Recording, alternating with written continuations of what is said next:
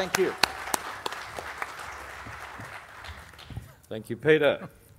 Good afternoon, everyone. Thank you for turning out for the last session of the conference. Delighted to see such a good turnout after lunch, so we'll keep it stimulating for you to... yeah, that's you guys' role in this. This session is a hypothetical, so many of you will remember Geoffrey Robertson and hypotheticals on television, because many of you are as old as me, but others are not and may not. So a hypothetical is where we examine hypothetical scenarios and take various roles within that scenario and talk about the implications of that. I forgot that, of course, Charles Araujo would have had no idea about this, and so I actually had to explain to Charlie what a hypothetical was, sort of backfilling. But yes, it's a hypothetical scenario, and the abstract for today is one of my mantras by an amazing coincidence, and it's to protect and serve. There seems to be an expectation that IT exists only to create new stuff in response to the demands of the business, which forgets we also have accountability to the owners of the organisation's existing information and technology assets. The two don't always align, so how do we balance the conflicting duties to protect and to serve? So to help me to examine this question today, we have our panel, and starting from the end, since I've already mentioned him, we have Charles Araujo, who most of you already know from his excellent session at the start of the conference. But for the benefit of the webinar audience, Charles is the author of the book, The Quantum Age of IT, Why Everything You Know About IT is About to Change, an excellent book that I enjoyed very much, and a recognised leader in the areas of IT transformation and IT organisational change. Charles writes a regular article series for CIO Insight magazine and has been published or cited in numerous media publications, including ZDNet, Computer World and USA Today. He's the founder and CEO of the IT Transformation Institute, which is doing interesting stuff that many of you will hear about soon. Watch that space. He serves on the boards of itSMF USA and the Executive Next Practices Institute, and he travels the world sharing his message about the dynamic changes happening in the IT industry and why it's a time of great hope for IT professionals everywhere. So welcome, Charles Araujo. Thank you. Next to Charles is Tim Sheedy, who many of you will know again, through being active in the Australian community. Tim is based in Sydney, Australia. Tim serves CIOs. He helps clients better manage their IT departments and ensure IT is delivering the solutions required by the business. His research focuses on the key IT challenges for CIOs and IT departments in Asia Pacific, as well as providing insights into the technology that will deliver significant business value over the next few years. He also assists clients with the design of IT organisations, IT governance and processes, and IT business alignment. He works with members of the CIO group and the Forrester leadership boards in Asia Pacific. In this role, he writes CIO-targeted research answers or facilitates answers for individual members' business and technology inquiries, and facilitates CIO group member exchanges and peer-to-peer discussions. Welcome, Tim.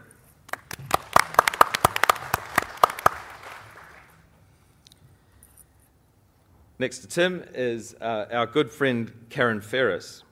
Karen is the director of Macanta Consulting, which provides business consulting to small, medium and large organisations and IT service management. She's a regular contributor to IT service management publications worldwide, either in a contributory, review or quality assurance role. Karen has been involved with ITIL and ITSM best practice since 1994 in the capacities of manager, practitioner, consultant and trainer, both in the UK and Australia. An outstanding speaker at the inaugural itSMF conference in 1998, Karen went on to win the President's Award at the 2005 itSMF conference in Brisbane.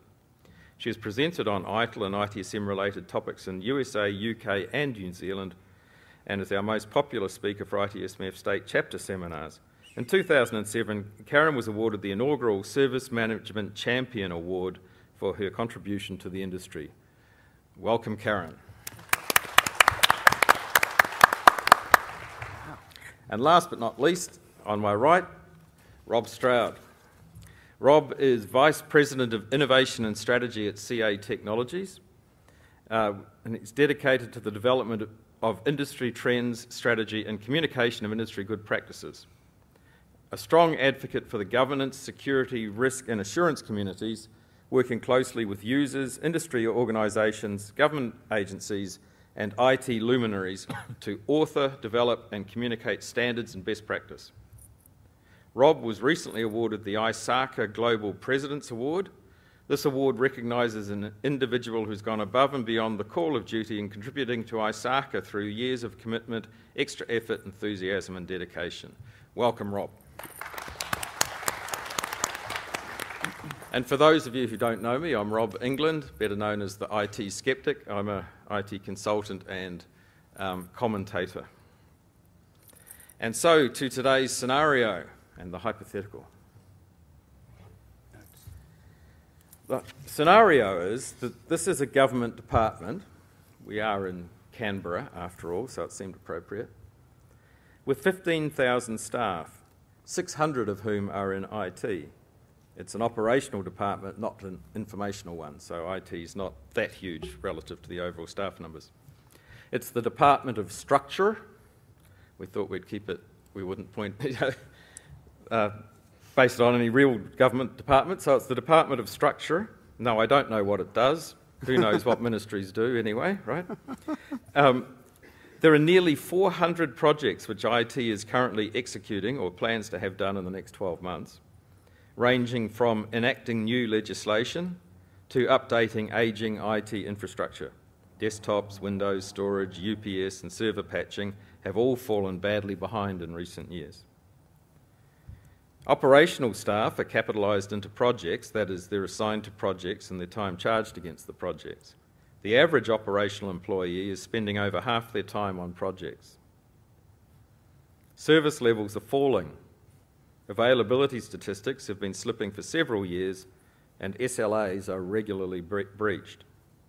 In addition, a recent virus outbreak was made worse due to patch levels falling behind, and IT recently failed a penetration test. Last week, the Minister of Structure, that's me, announced a groundbreaking new structure investment program, which will be operational by the end of the financial year, and coincidentally, an election year. This will require a whole new IT system to be designed, built, and implemented in 10 months. So, I am the Minister of Structure. Tim is the Departmental Secretary and therefore effectively the CEO of the department. Charles is the CIO, lucky man. I want to clarify, I'm the new CIO, right? Because the last one got fired because everything's a disaster. Yeah, that's right. Charles is the new CIO of the department. Karen is the IT operations manager. And that's Jen. And that's Jen. So Karen has the fun job, and Rob Stroud is the manager of structure investment, effectively, therefore, the business owner of the new system within the department. Okay? So the way a hypothetical works is that I'll pose some questions to the team that they can respond from the perspective of the role that they're representing within the organisation. And so I guess the obvious question to ask would be, when your lovely and your beloved and noble minister announced last week that we were going to get this new system in place to rectify a lot of the embarrassments that are happening within the ministry in time for the next election, what was your initial reaction to this glorious announcement? Sure, I'll go first. My initial reaction was to immediately go forward and take the minister to play a round of golf so that I could immediately work through what on earth this technology that we've promised to the electorate is, and of course how much money I have to spend. I hate to tell you all, the amount of money is not enough to pay for the golf game, let alone deliver much. It sounded like an extraordinary amount of money to me. Karen, what was $10. your initial reaction? My initial reaction is, here we go again. How the hell am I going to do this? I've got 50% of my staff, my operational resources working on existing projects. Everything else is falling apart, so I'm trying to protect what we're currently running as well as trying to serve the business, which just isn't sustainable. And what also happens is every time we have an election year coming up, the development teams try and preempt what systems might be needed, and they develop 5 of them just in case, and only one of them will go actually into production. So I've got 50% of my resources working on projects that will probably never see the light of day. So I'll be looking to my CIO. I'm just handballing it up the chain of command to say, help. Sir Humphrey, I mean Tim. Yes, Minister. Yeah.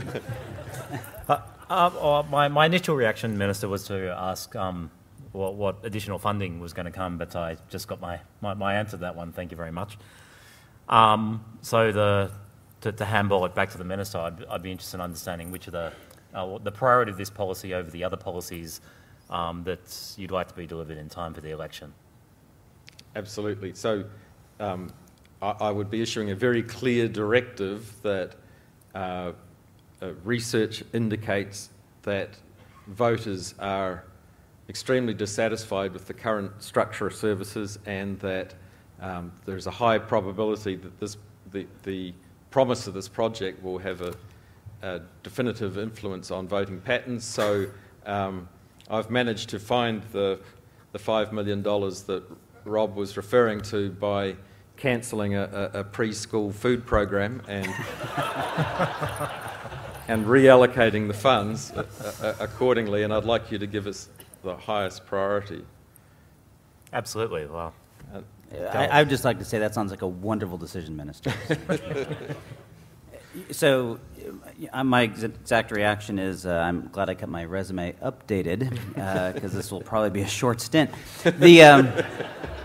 Now, look, I think the very first thing that comes to my mind is, the answer is never no. It's a question of how much, how fast, and against what else. So to me, it's going to be, are we going to have a fair and honest conversation about what the priorities are? So I'm glad you asked that question, Tim, because I'm glad I'm not the one having to ask it. And so now we're going to have to come together, you, me, and Rob, and figure out where our priorities land. Because we have to deal with some very harsh realities, that we do have an operational state that, even if we can fast-track this, is probably not capable of sustaining whatever we put in.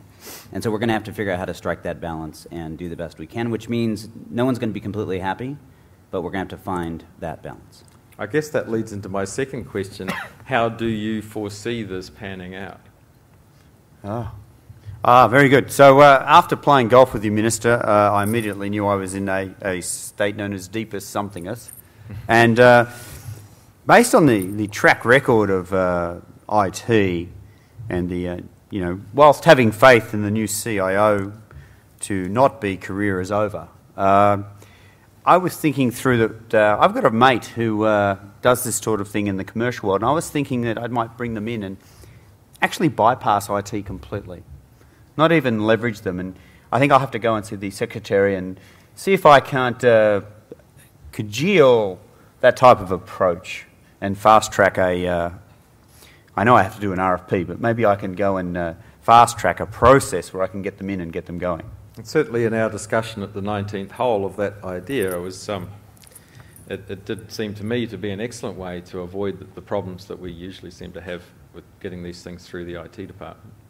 I can guarantee you it's not going to get us around the problems. It's going to be a whole new set of problems. But that doesn't mean I'm opposed to it. I don't know if I want to use your buddy. But using an outside firm seems like a very logical choice to be able to fast track. I mean, clearly we're going to have to make choices. So the trade-off is, and I guess this is the question I'm going to give right back to you, all of you, including Karen, I think, is what's the best use of our resources? If we have a bucket of money, we're going to go outside. Do we use that money to go shore up all of our non-strategic items and commit our internal resources to this very strategic initiative? Or do we go to an outside source for the strategic initiative and spend our internal resources focusing on the stuff that's broken right now? And I don't know that there's one answer to that, but I think that's the conversation we need to be having. I'd actually argue the conversation we need to be having is what's the risk profile of going outside? By going outside, how likely is it that the minister is going to end up on the front page of the newspaper because of another failed project? Well, obviously that's not an acceptable... Well, I thought the minister was going to end up on the front page of the paper because we were so successful with my approach. Yeah, there'll be a lot of that too. So, interestingly, due to failings in the lower levels of management in the ministry, morale seems to be very low amongst staff, which is clearly a lower management issue. And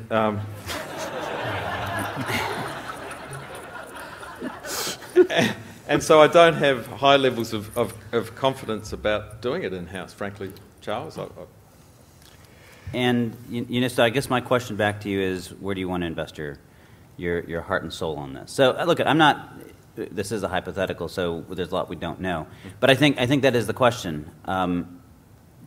Morale, there's a couple of ways to fix it, right? But certainly getting something done that's big is a huge way of doing it. So I'm not going to, necessarily at this point say one way or the other. In fact, I'm going to give this back to Karen. Karen, in your mind right now, what is the best use of our resources, our internal? Should we be looking at an outside resource to focus on the strategic initiative so that we can focus our internal energies on getting this stuff fixed? Mm-hmm. Or are they already so committed, and do they have expertise that we're not going to be able to get from the outside, that we should go the other way? I think we do have the expertise in-house, and that would be my preference, because we have more control over it and we can manage the risk. But really, when it comes down to it, if it makes more sense to go outside and we can then have the resources freed to shore up and protect our current environment rather than SLAs going further and further backwards and availability getting less and less, which will also put the minister on the front page of the newspaper, or we use that money internally to fix up those things. Well, given the conversation that I had with the Prime Minister after that little virus incident recently, I'm not wild about the prospect of anything else going wrong. So certainly anything that we can do to shore up the existing systems and stop that sort of debacle happening again is my highest priority.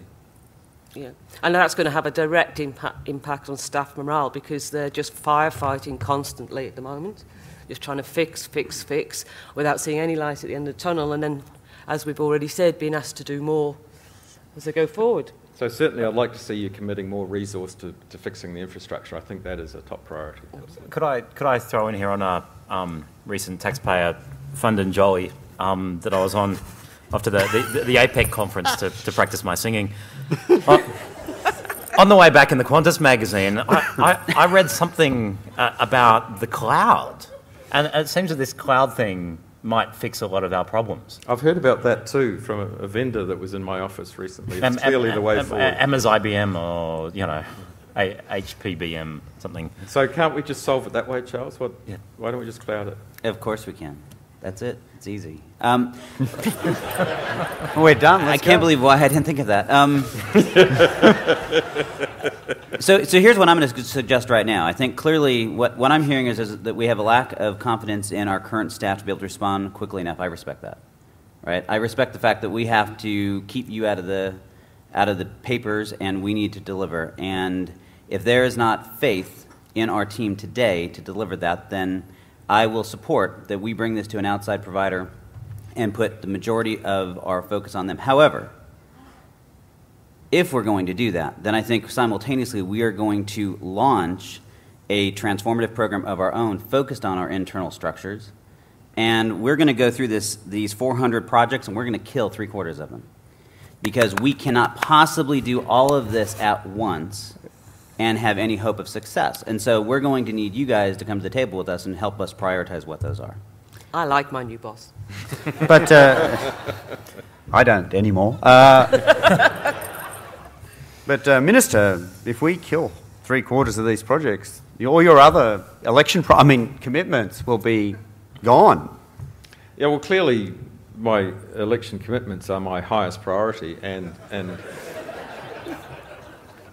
so, I'd be looking for you to cancel some of these internal IT-related projects instead.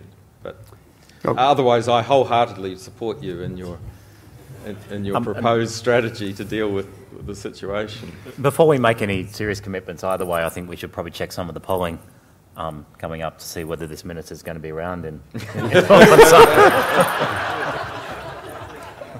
I too, like the CIO, am updating my resume.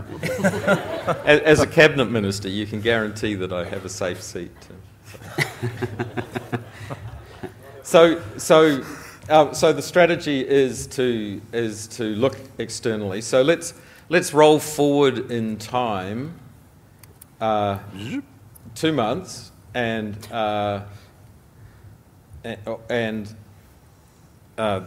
we've managed. The minister has approved that you don't need to go to RFP for this because it's an emergency situation, and I'm holding off is it called the State Services Commission in Australia? But I'm holding off the internal government auditors who want to know why we haven't gone to RFP due to something that happened in a conference in Jakarta several years ago. I have the attention of that department, and Australian National Audit Office will be here. And have a certain amount of influence with the senior auditor,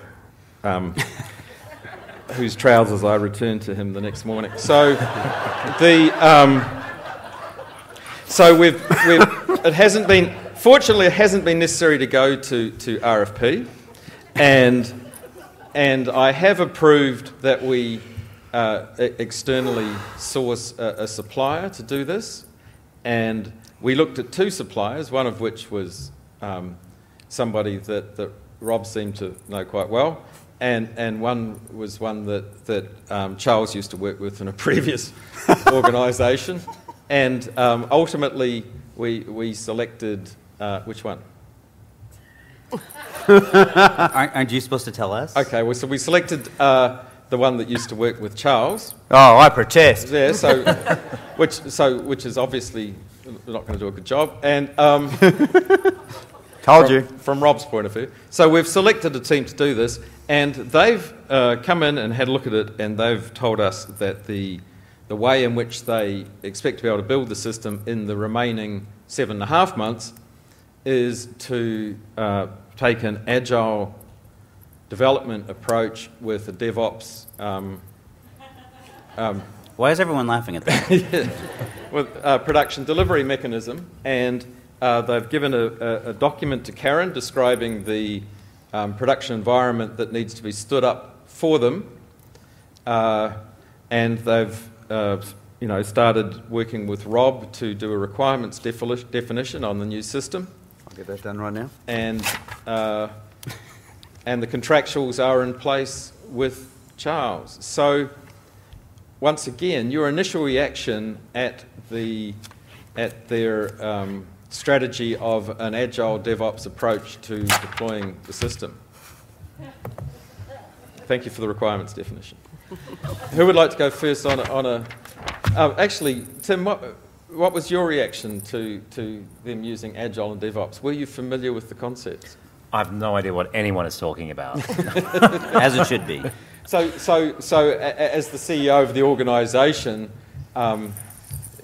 your interest in that decision, I'm looking at you to ensure that that's a good decision for the organisation. I'm putting my faith in the CIO who I handpicked, actually.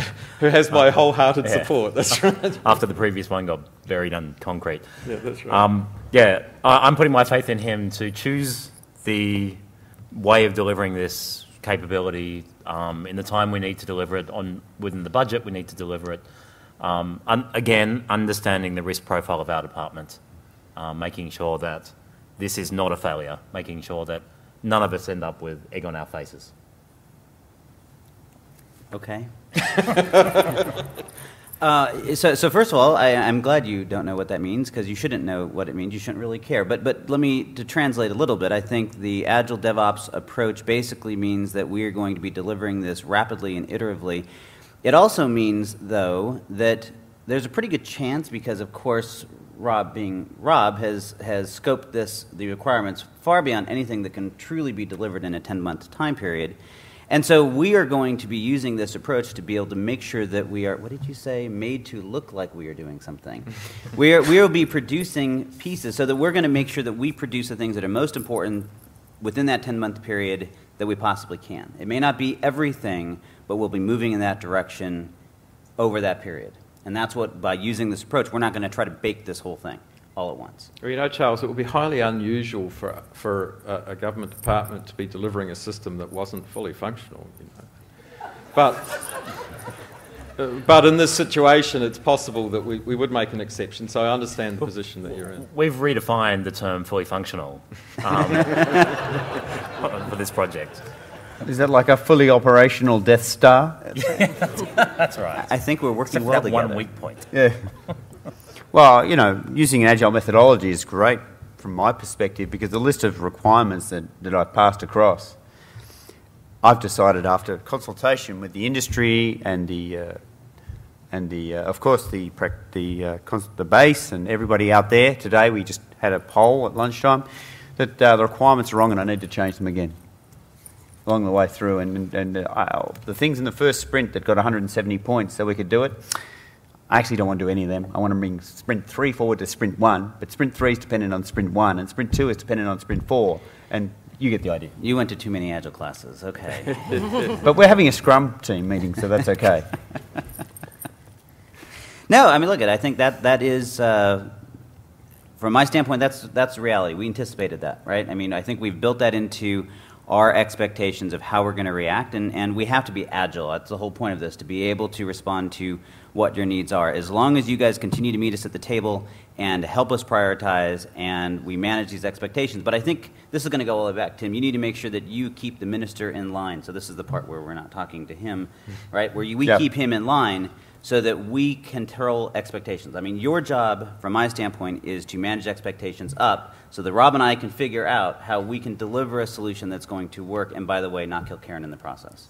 That's the conversation that you had over Sherry in the Parliament Club. Yeah, exactly. Lots of them. So Karen, have you got the environment stood up ready for this Agile team? Easy. Done. Because Because I've got all these free resources now, because you cancelled all these projects. I've got such a stable environment, availability is up, SLAs are being met. Yeah. Piece of cake. Meanwhile, in the real world, Too much It's been gin. 2 months, Karen. Come on. that only happens in the Phoenix project. I'm going to tell Gene you said that. Yeah. I'm going to tell George Spafford. Sorry, buddy. Right, so we're starting to develop. We've got a production environment set up. The team are pushing changes. They've been given exemption from normal change management process, and in fact, don't go through the cab at all. It's their environment. They just stand them up as they go. Some of Rob's team are initially starting to use the pilot, the initial cuts to user test it and try it out. And as part of one of the user stories that the Agile team are developing, it involves drawing data from some of our other core systems within the ministry, and in fact writing updates back to the financial system that the ministry uses as funds are expended within the structure application that we're building. So the Agile team have announced, the development team have announced that they want to build a module to access the financial databases in the system, and they're asking for some resources who understand that system to come and help them write the code for the interface into the financial system. Initial reactions? Look, we're going to have to do this. This is a ministerial priority. Charles, I'm really going to have to look at you. Like, I like the changes you've been doing. Karen's been doing a great job improving the systems, but we've got to be more efficient. There's got to be ways of So can we stand up a small team of our own internal program of people to go and help this development team in writing their interfaces into our core systems? I think we clearly are going to need to. I think, so I'm going to let Karen speak to this, but I'm going to make some assumptions here in that last 2 months we've been in, we'll say, containment mode, right, where this has been, okay, we've cleared the deck a little bit, so we've been focusing on putting out fires, getting things under control, getting some stability, building some trust. Those are all very important things. But now we do need to move. So to me, I think our next step is this, is we're going to break it into 3 approaches.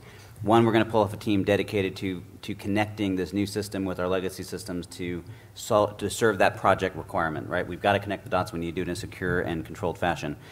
We need a second group that is going to go through a process of prioritizing, taking all of our current state operational items and deciding which of those we can get out of, right? What can we outsource, get email maybe off of our plate or something else by looking at third parties or whatever we can do, those things, anything that's non-strategic. And the third one is now looking at those things that are going to remain and how do we continue to stabilize and put more permanent structures in place so that we can actually move forward. Now, I think that the big trick for Karen's going to be, do we have enough resources to do all that? And if not, how do we then balance it? But I think clearly our priority is made very clear, right? That first team has to happen. And so, I mean, I'm going to hand it off to Karen to say where we go from there. Yeah, absolutely we can, and we should. But again, we're still working on those, how many were there? 400 projects. We still haven't got around to the exercise of deciding what the priorities were. And I reckon a lot of those projects are based on promises that were made by the minister a while ago, and the minister's changed his mind, and they're still being worked on. So I'm going to be looking to put together a list of all those things we're working on, including all the legacy ones, and working out what we can prioritise or reprioritise to give up the resources. Yeah, I think we're going to have to meet with the Secretary and have a prioritised list of things we can kill, things we can put on hold, things we can suspend, and free up some people and money, because surely we don't need 17 email systems, do we really?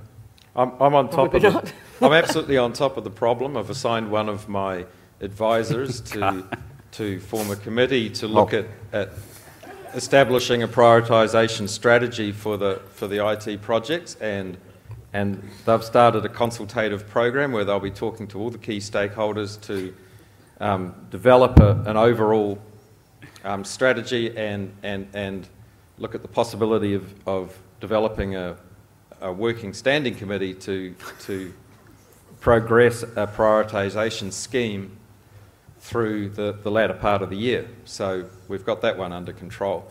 We are so thankful for your support. We're blessed. I've always thought leadership was an essential element in any... Now, one of my advisors... I have assigned one member of my team to manage that committee to keep them out of our way. Yeah, that's right. One of my advisors had a beer with something called a change manager within IT. I'm not entirely sure what that was, but that change manager expressed a certain level of concern that the project was now wanting to put into production code that was making updates to our financial system and was threatening to bring this to the attention of the auditors, and apparently that would be a bad thing. Can I get your insight into what the issue is about this agile new system, which is not subject to any of our change control processes or CAB writing financial code? Well, so first of all, I actually found it interesting you said that, because that is completely not true. Just because we're running Agile and DevOps does not mean we are not following change management practice or utilizing a CAB. We're just utilizing them a little bit differently.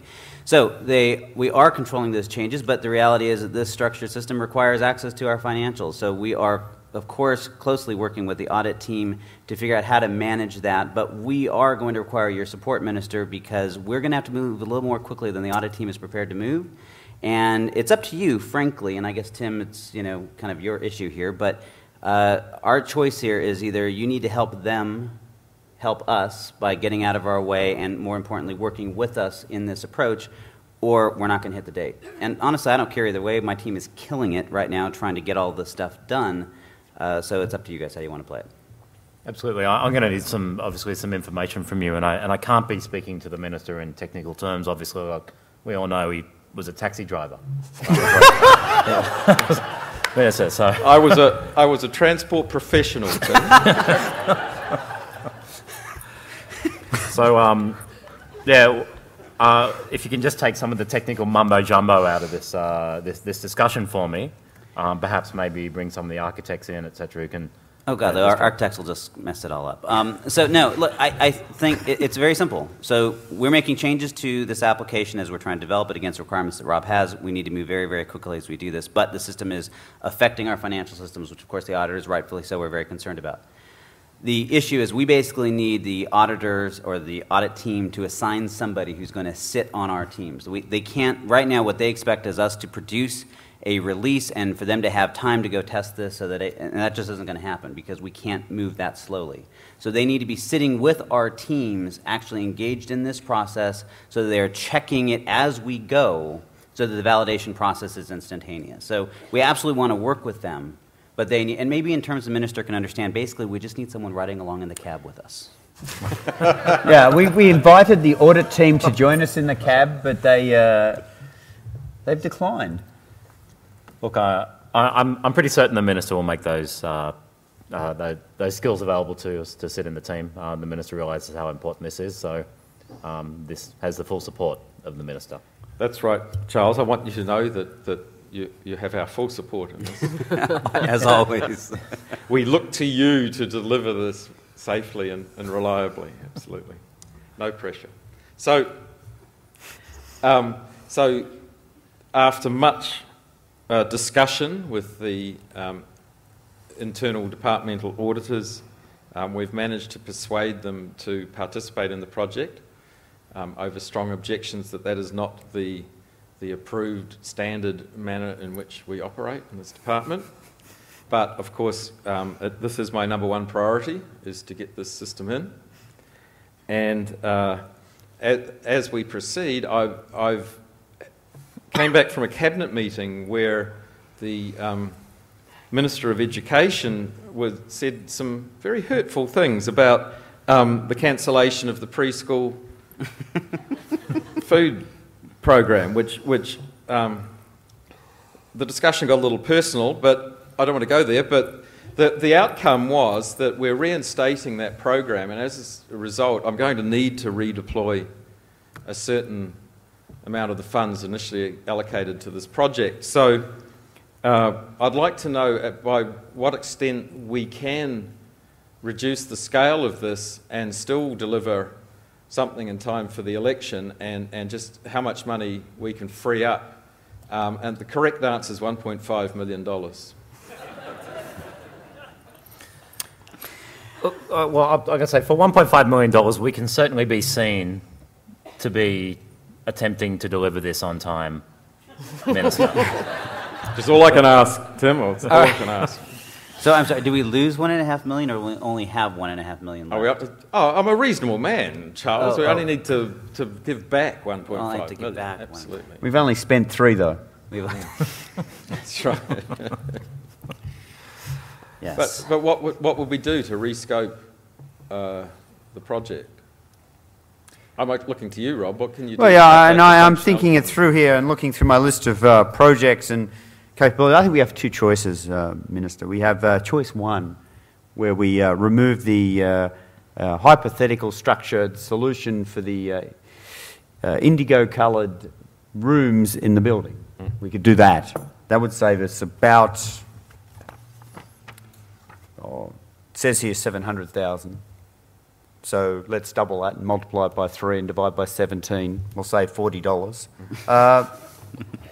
Then we could move the rouge-coloured glass and cancel your trip to France. That would help us save another 1.1 million. Or we could kill these other projects over here that you didn't commit in the election. And that would actually save us another $600,000. So between it, I can probably find maybe 1.5. I think you'll find it was a non-core promise. that one. Non-core Non-core. promises. though. Non-core? Non-core Yes. promises. Like an apple? So unfortunately, the preschool food program was a non-core promise too, and that experience has enlightened me somewhat to the obligations of the Ministry of Structure. So we will be able to free up some of those to get a little bit of the money, but I think that the project will need to de-scope. Indigo's always been my favourite colour, so we'll go with the other option. And Rouge and a trip to France gone. Rouge and a trip to France. I was just there recently anyway, so I'm willing to make that sacrifice and take one for the team. So if we de-scope the project in order to free up the money, does that mean we can let go, therefore, some of the resources in this organisation that we've contracted and cut back our financial commitment to them as part of the project? I'll have to do some quick calculations, of course, but I'm pretty sure that the CIO is going to want to provide some input to this in terms of timeframes, deliveries, and we've had a little bit of scope creep that we've probably not communicated too well yet. So, yeah, I think, look, if we are de-scoping and we're cutting funds, then clearly that's what we're going to cut them from.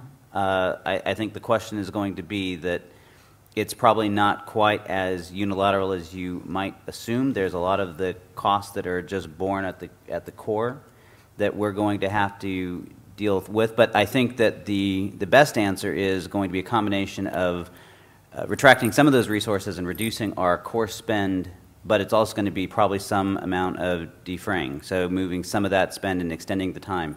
So what we really want to look at is we've got whatever it is now, 6 months left, to make sure that we understand what is it going to take to deliver in 6 months that keeps you out of the paper, allows you to project that you are maintaining your promise, and then move anything that is non-core, non-strategic to that into probably the next year. But that does mean, Minister, you better be prepared to continue funding so that we can finish this project. Well, listen, Tim, I was going through some of the numbers that you were thoughtful enough to provide to me on this project, and I can't help noticing that there's a significant amount of funds that are allocated after we go live, and I really can't understand why we would need to do that. And so I'm suggesting that one of the cuts we could make is on something here called a warranty period. I see no point that we should need that, and some of the other expenses afterwards. In terms of there's a regional roadshow for user training proposed here, which sounds to me just like a boondoggle for the project people. So I suggest that perhaps one of the areas, these numbers seem excessive to me, and one of the areas we could cut would be in these post-go live expenses. I'd like you to look into that possibility for me, please. Well, certainly this is something I'll examine. I think you've really had this job. Look, Minister, having never achieved your high school certificate, there are probably some things I do need to make you aware of, that any major project is going to require significant change, and we're going to have to manage our way through that. Many of these costs cannot be deferred, cannot be removed from the balance sheet. However, I appreciate the need to be fiscally sufficient. So I'll look to... You're going to punt, aren't you? To Charles here. and I'll look at those 400 projects that we're working on. I'll look at the massive amount of money. We have teams of people sitting around, and I don't know what they do. I don't know, but I know that there are, HP said that there's a new way of IT. Are we doing the new way of IT? Of course we are. What else will we be doing? So I'm going to actually land on both sides on this one. So first of all, Minister, just with all due respect, if we fail to complete the investment, which is what this is, then we will be flushing this money right down the tube. We have to ensure that we complete this process and that people understand what they do so we can realize the value from this investment. That said, Karen, I am going to go to you with two statements here. One is that, to Tim's point, it is now time for you to take a hard. I want you to come back with the top 100 projects, and my suggestion, Tim, will be that the other 3 we completely put on hold right now. So we'll maintain the 100 that are most important to us, but we'll leave the rest temporarily. But by the same token, Karen, I think that we do have to wring out inefficiency. There's no doubt in my mind that this organization, while I'm sure well-intentioned, has probably not been working as hard. No, that's not true. Working as smart as they need to be. And I believe in the elasticity of folks. And so I think you need to challenge them that we can do more, we can do better, and that we can, while cutting our budget, still do this roadshow with some relief. So what I think you need to do, Karen, and I love your response to this of how you're going to do it, is marshal the troops. I think it's time. We've given them some air cover.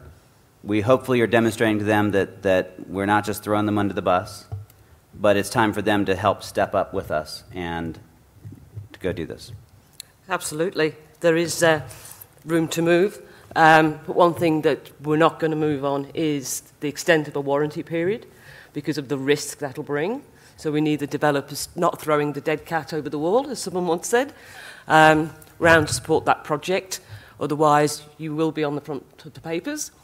And we also need to make sure we're not cutting back costs on the organisational change aspect of this new system, because you will not realise the return on investment. You'll have thrown the money away, because we need to get everyone on board. We need the users to understand the system and how to use it and how to get the capability and the functionality out of it. Otherwise, they'll just be bypassing it or breaking it. We'll have more calls to the service desk, so they'll be under more demand for their time as well. So, no. No. You have my full support, Karen, and I understand exactly what you're saying there, and this project does have my top priority. So, therefore, I'm sure we'll need to make some cuts in other areas in order to meet the efficiencies we need to meet in order to fully resource this project. Now, I know the last 3 rounds of efficiencies and cuts didn't have the desired effects in the organisation, so we clearly need another one. Okay, I'm getting ready for it right now. Yeah, so which we'll be initiating. So, Karen, where would be some of the areas where we could prioritise or where we could... Well, we're still waiting for this prioritisation programme Actually, that you it's the wrong talked about 4 months ago. Yeah, where can we kick off. what are the areas within operations that we could introduce some efficiencies and cuts at this point in order to free up resource to focus on this project? Well, if we could get some of our people back off those other projects onto operational tasks, then we'd be able to free up the resources. I think that's an excellent idea. Which projects do you think we should close down, Rob? I was thinking we could actually Indigo. Close the Indigo one. Yeah. Close Indigo. That'll be a career-limiting step. Well, I was thinking we could potentially peanut butter the cuts across everything. And rather than stopping anything, let's slow down everything. Let's just take a big slice off the top of everything and just put everything a bit slower and deliver anything but the non-critical programs. Or, of course, we could use this prioritised top 100 list and kill those 300. But we would need the Secretary to take one for the team and, of course, advise the constituents that wouldn't be delivered their non-core promises. Or we could just hide it under the carpet and hope it doesn't go away. But fundamentally, I recommend we look at this 100 list and see if we can execute off it. I think I'm sure we can feed that into the prioritisation committee, Rob, and consider that. So we move... Peanut butter. Yeah, I much prefer the idea that we just slow down some of our other projects. So the system now is at a peanut butter pace, which is not a term I was previously familiar with. As Project management, man. Is it? Yeah, it sounds more like a... No. So the project's now moving forward, and we're getting close to go live, and the team with its reduced resources and reduced scope is coming up with a system that is getting user acceptance testing, and the users are actually saying some favourable things about it. Woohoo. And we're getting ready for go live, and the and the system is ready for rollout, but now the performance testing, Karen, is showing that in fact it runs like a ruptured duck, and so the infrastructure requirements have clearly been greatly underscoped for the system, and it would look. I had the scope. That's exactly what I delivered. So that's right. So it looks now Yep, like exactly. it looks now like we're going to need, Charles, a significant number more servers and large databases, and possibly even a network infrastructure upgrade in order to deliver the system. Ouch. Of course we do. Yes, Minister. Yes. Well, so look, first of all, at the end of the day, the buck stops here. So we clearly have missed this one for whatever reason, and it doesn't matter why. So at this point, we need to fix it.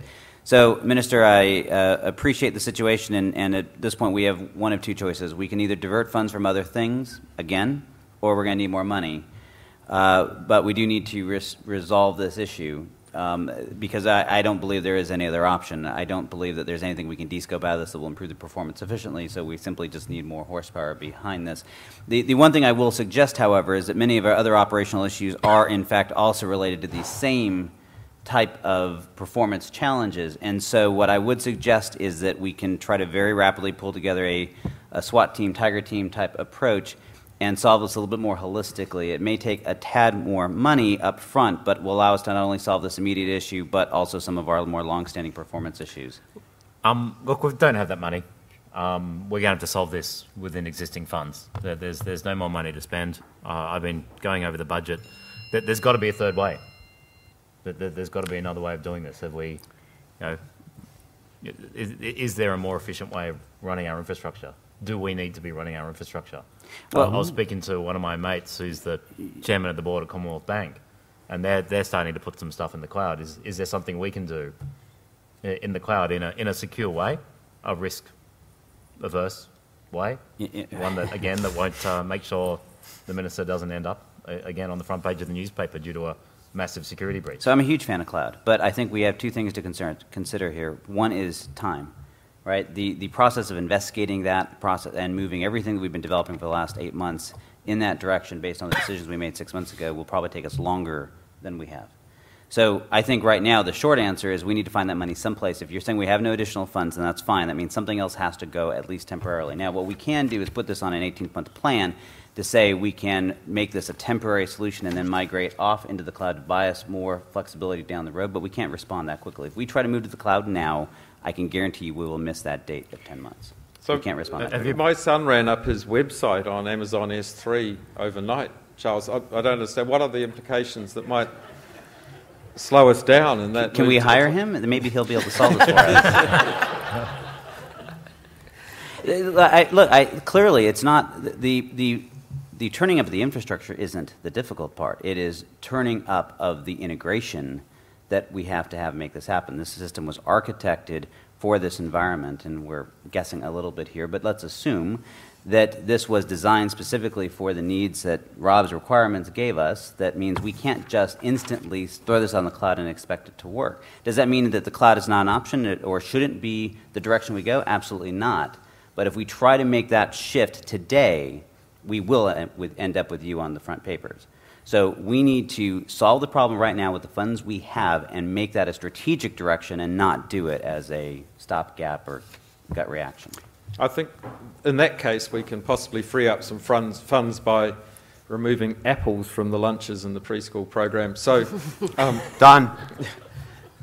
To give you because absolutely we don't want any unfortunate consequences publicly from this, so we can find you the resources that you need to do that.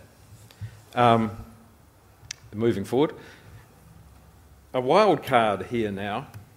A wild card here now. And the wild card is there anybody in the audience who would like to introduce a consideration into the scenario at this point based on your own experiences in a similar situation? I'll give you a moment to think about that.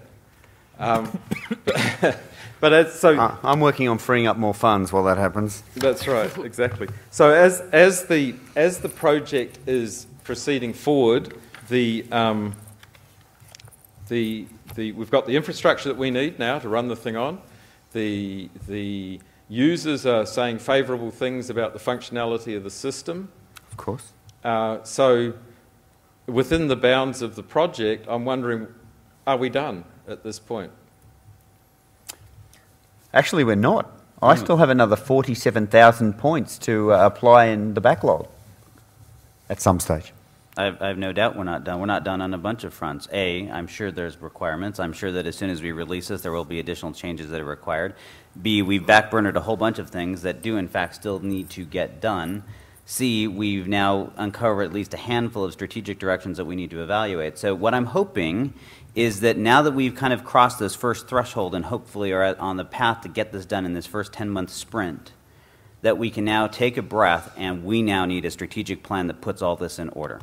Because we have got to figure out how to meet those ongoing changing requirements. We need to now know that we need to get out of some of these businesses, get some stuff moved out into the cloud, those things that can be, risk profile, right, that are manageable from a risk standpoint and get ourselves focused. So we have some very clear work that we need to get done now. So Minister, I hope that given the political capital we just bought you, that we can now have this conversation in earnest. And I'd like to say that whilst we've got happy constituents and people are happy with the service we're delivered, I'd like to say that my team and I have done a great job.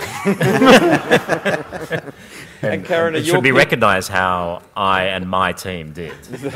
Karen, are your people ready to look after this, adopt responsibility for this new system? When we get the documentation, yeah. Done. I was assured it was self-documenting code, actually. That's what this is. That's right. I have a scenario change. Oh. Oh, thank you. The Prime Minister has just been rolled. There's a ministerial reshuffle. I'd like to introduce myself. I'm the new Minister for Structure. I'm trying to find the business case for this project. I believe it was described as a Nike project by the project manager, which means we just do it, therefore we don't need a business case. I've therefore decided that there is no value in this. Thanks for your effort, but the project's cancelled.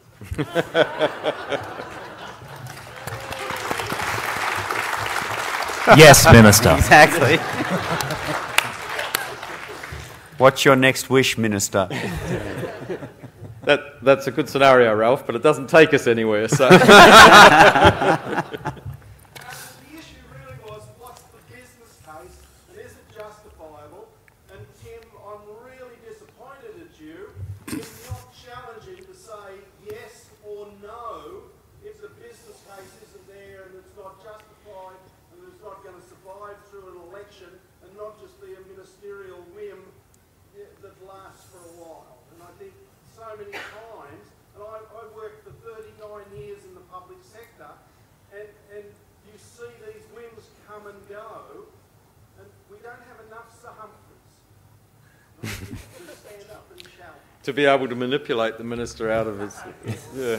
So let's suppose that the audit committee with I'm sorry, I'm being a Kiwi, I'm not familiar with the exact terminology, but you know, the interdepartmental audit function is Australian National Audit Office have joined us. Australian National Audit Office have joined us and would like to know about the business case, and so I've assured them that deep consideration was taken for the business case for this project at the early stages, and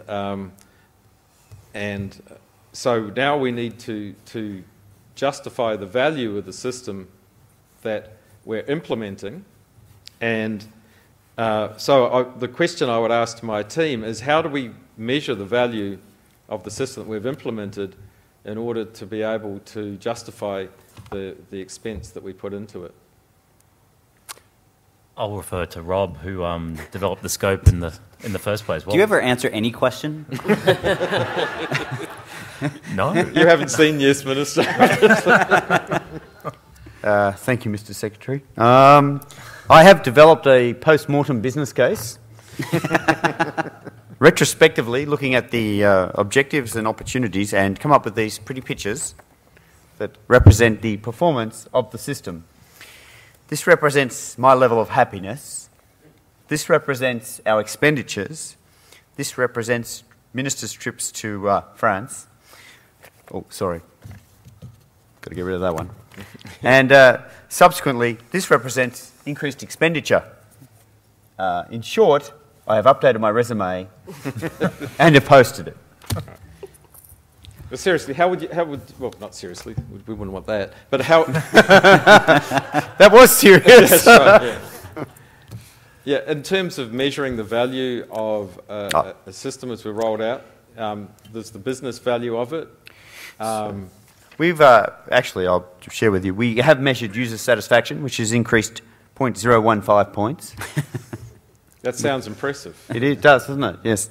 And we unfortunately didn't get the minister re-elected, but that's another story. We have now a back-end infrastructure that I'm told is much more resilient. Yes.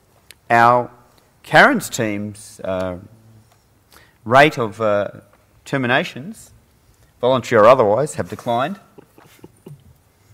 And additionally, our constituents actually are happy. It's wonderful to hear. So you'll be pleased to hear that the Prime Minister informs me that due to other unfortunate events in other ministries, we're bringing the election forward by a couple of months, which means that this system's going to need to go live next week. Resume. So, Karen, we'll be looking to you to deploy the system. And so what would be your tactics in terms of accelerating the release of I'm going on a long holiday. Where would we take the shortcuts to? Where can we reduce the time frame and the cycle to release of this system? We're not going to do that without the associated risk. So that risk would need to be managed. So we would need additional resources to do that, to handhold the system and be able to react immediately if there's any issues arising with that. So, yeah, we're asking for more money. Tim, we might have to dip into the contingency fund at this point to give Karen the resources she needs to accelerate. What would we use those resources for? Charles or Karen, can you suggest? Sure. Look, I don't. Nothing's impossible. It is a question of money. I mean, you know, the impossibility comes if you say to do this and to not spend any more money. Well, then it is. We all go look for new jobs because that's just not going to happen. But you know, it is. I've actually had a lot of personal experience with this. Is that teams can rise to the occasion, especially over a short period of time. So, do I believe it's impossible? No. Assuming the code is reasonably close, which it sounds like it is. Yes. Will it be perfect? No. Do we have to manage the risk? Do you need to be prepared to stand up for that? Absolutely. And it's our duty to make sure you understand fully what those risks are so we can mitigate against them, not only technically, but publicly, in terms of, you know, that we start communicating what that is. But we can absolutely respond. I will say, though, the one thing we're almost certainly going to have to do, and Karen, this will be put right back to you, is to go identify where do we have gaps, where there are some things we can multiply and some things that we cannot. Mm-hmm. And where there are opportunities to multiply, let's go bring in some temporary resources, absolutely, either to shore up your folks or to offload them so that we can put all hands on deck. But we basically need to go to an all-stop on anything but this for the next, however long we have, month, to get this thing out the door. But I think it's doable. Right, Tim? Absolutely. Yeah, okay. Yep.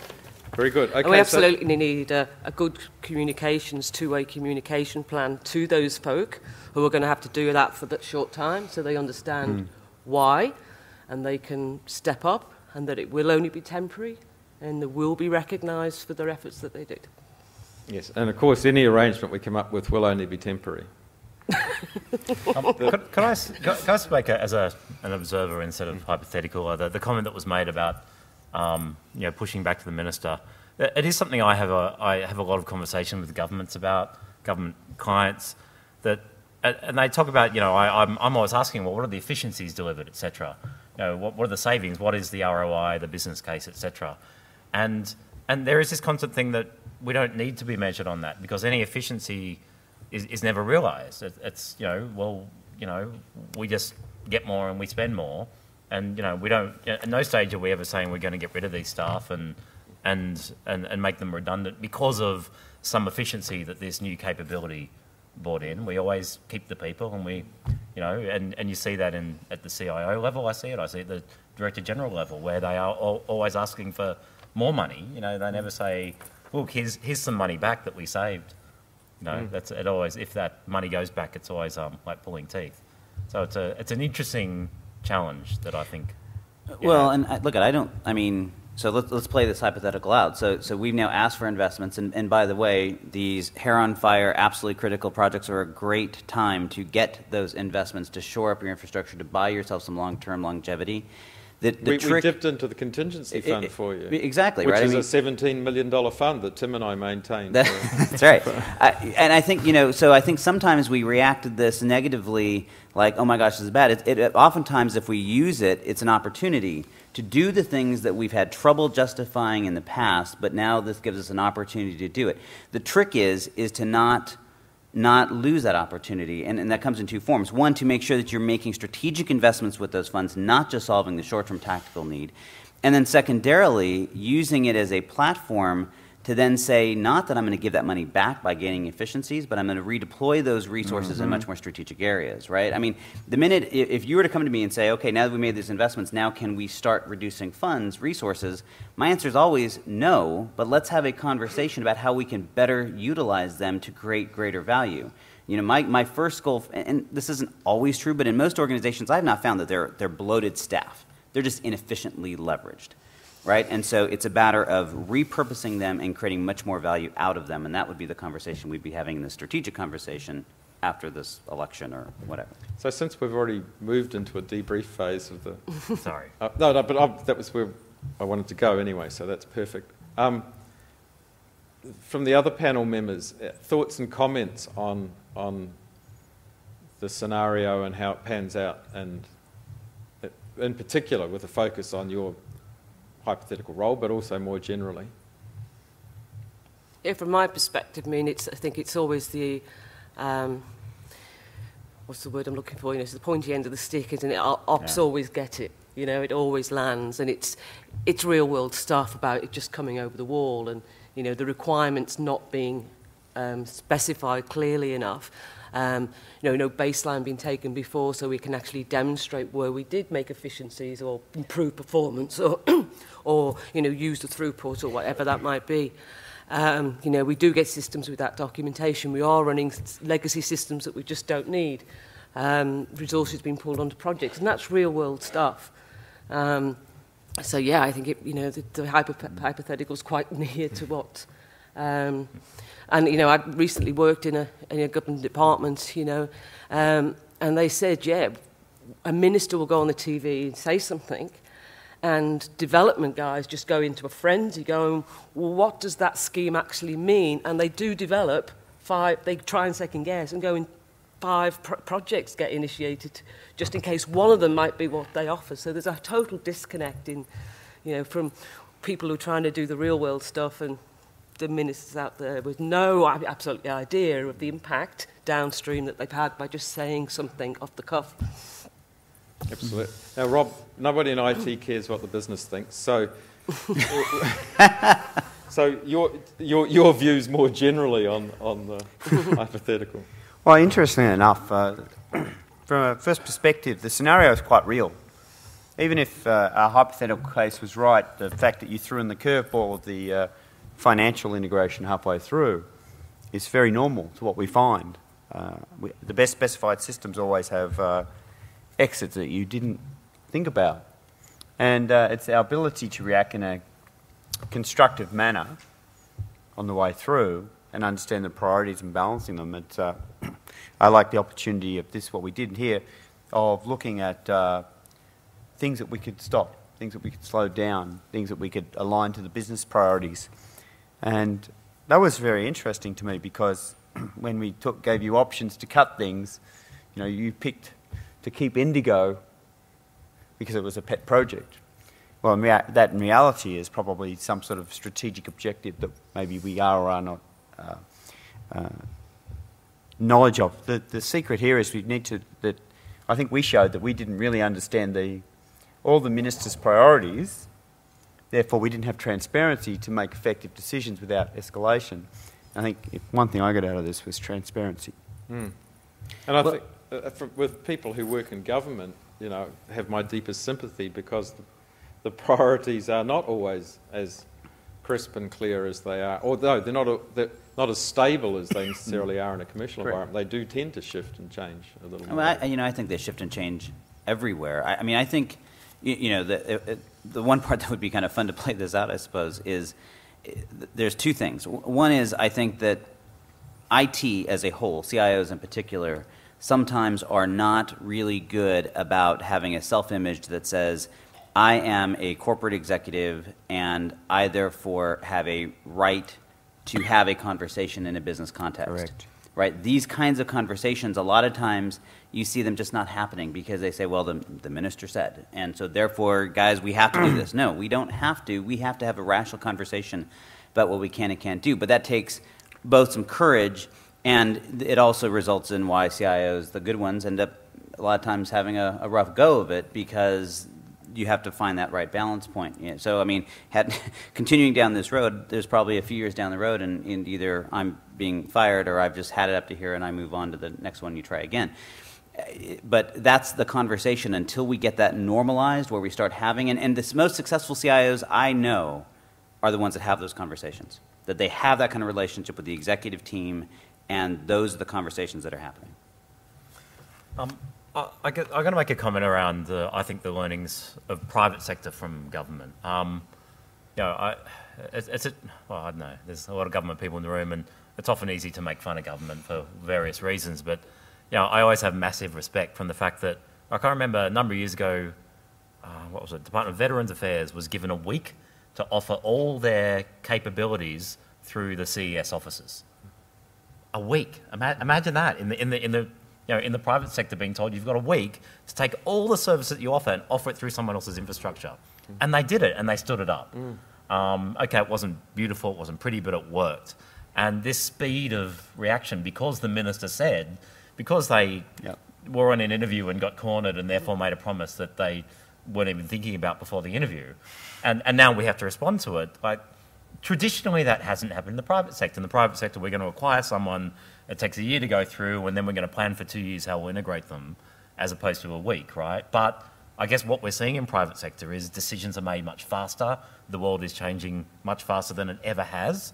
And the rate that we need to change is at that governmental rate, right? And I actually think there are some really good learnings of what government does well. How do they turn things around this quickly? Because we don't, again, in the private sector, which I've always been in, you plan for things, you have strategies, you have, 6, 12, 18-month plans, and that's how you get things happening, not weeks and months. I think that's quite a good point to end, actually, is that for all the fun that we've made today, a lot of my clients in Wellington too are government, and for those who are government in the room, you do have our respect for the extraordinary things that government departments manage to achieve on often extraordinary timeframes and almost always on the smell of an oily rag resourcing. So, I think it is something terrific that is achieved. So I think the final thing is, Tim, that having put the system in place, and having talked to a number of the users of the system, we're still not entirely happy with it, and we're considering starting again, and we'll be going back to Rob to rescope the project. So I'll be looking to you to lead that after the election into a revision. Is that all right with you, Tim? Yes, Minister. Very good. So everybody, please join me in thanking our extraordinary panel on this hypothetical. Very good. Ladies and gentlemen, Charles Araujo, Tim Sheedy, Karen Ferris and Rob Stroud. What a fantastic effort. Thank you. Now, it's my very great pleasure to say thank you all and goodbye, and to hand over the podium